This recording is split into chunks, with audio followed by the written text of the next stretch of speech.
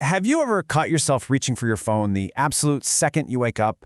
Or maybe you've been scrolling endlessly and you suddenly snap out of it and don't even remember what you were looking at. Yeah, you are not alone. We're all living in this world of constant connection. But what actually happens when we decide to just unplug? We're going to find out by looking at one person's journey and the pretty surprising science behind what a digital detox really does to your brain.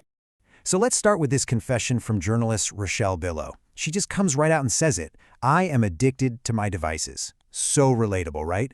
She decided to find out what would happen if she just forced herself to unplug for 7 whole days. Her experience is kind of going to be our guide here, and we'll see how her personal discoveries actually mirror what scientists are now proving with some pretty solid data. Because, personal stories are powerful, but the scientific data, that's what's truly mind-blowing.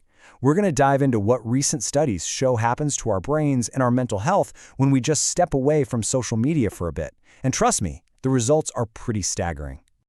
Okay, so first up, let's break down the challenge itself. A real digital detox isn't just about turning your phone off and calling it a day. Nah, to get real results, you need some clear rules. Rules that force you to actually change your behavior. And that's where the most interesting discoveries really begin. So these were the ground rules for the experiment. Okay, rule 1, the biggie. No personal social media. At all. But check out step 3. That's the sneaky one. No convenience apps. That forces you to actually engage with the world differently. You have to ask for directions, handle cash. It seems like a small thing, but it has a huge impact on just being present and aware. And this is where it starts to get really interesting. One of the first major insights that popped up during the detox was this realization that constant urge to scroll, it wasn't just about being bored. It was a reflex, a way to numb those tricky emotions. Anxiety about a deadline, feeling lonely, whatever it was. The phone basically became this go-to tool for emotional avoidance. And here's the other big aha moment. Procrastination. The second a task felt even a little bit difficult or tedious, what was the automatic response? Open a new tab, start scrolling. Social media wasn't just a simple distraction, it was a full-blown strategy for putting off work and avoiding any kind of friction. Okay, so we've got the personal story, the feelings, but what about the cold, hard data? Let's switch gears and look at the science to see how this experience actually translates into real, measurable changes in our mental well-being. Because this is where the story gets really compelling. Scientists have actually started studying this stuff properly. They've been putting these detoxes under the microscope, tracking people's mental health before and after. And what they've found in just 1 week is, well, it's frankly remarkable. I mean, just look at these numbers from a study published by the NIH. After only 1 week away from social media, people saw a nearly 25% reduction in symptoms of depression, a 16% drop in anxiety, and almost a 15% improvement in insomnia. These are not small changes. This is huge. And to really put that into perspective, get this. An expert from the American Psychological Association points out that to get these kinds of results through therapy, it can take 2 to 3 months. A simple 1-week behavioral change did what often requires weeks and weeks of intensive clinical work. Just wow. And check this out.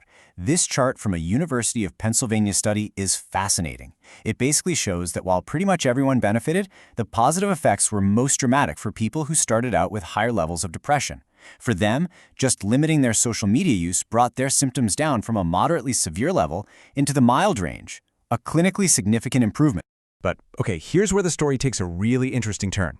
The research is digging up another layer of nuance. The conversation is starting to shift away from just counting screen time in minutes and hours. The more important question seems to be about how we use it, the very nature of our scrolling.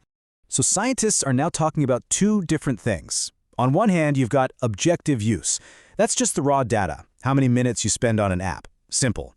But on the other hand, you have problematic use. And this is the real game changer. It measures stuff like compulsive checking or feeling emotionally dependent on social media. And here's the kicker. The research is super clear that this problematic use is way, way more connected to poor mental health than simple screen time. It's that obsessive, emotionally driven scrolling that does the real damage. Oh, and get this, it also turns out most of us are terrible at even guessing how much time we actually spend on these apps anyway.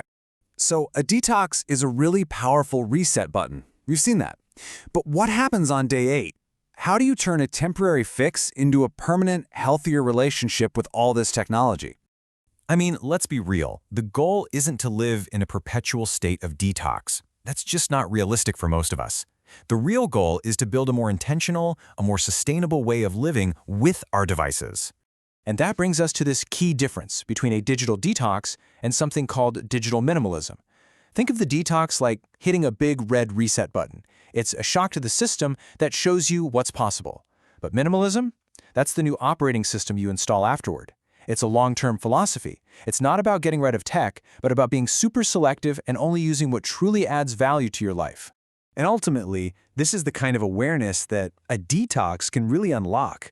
It's that sudden realization of how much of the actual physical world we miss when we're just staring at a screen.